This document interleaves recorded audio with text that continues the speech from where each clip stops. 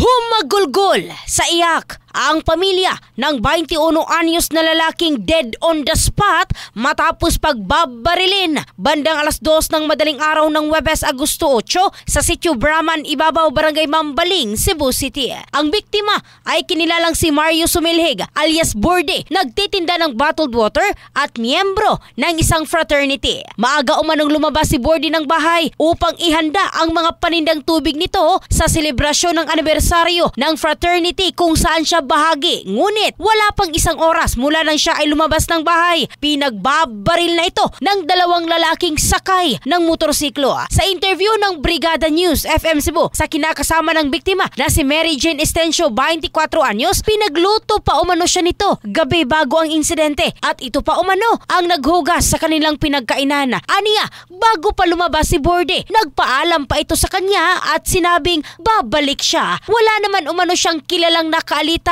ng kanyang kinakasama at hindi rin umano ito sangkot sa anumang iligal na aktibidad. Hustisya ang kanyang panawagan, lalo pat may 3 silang anak na edad 6 at 3 years old at 2 weeks old baby. Patuloy ang investigasyon ng Mambaling Police Station. In the heart of changing lives, ito si Michelle Craste ng Brigada News Philippines, the Music and News Authority.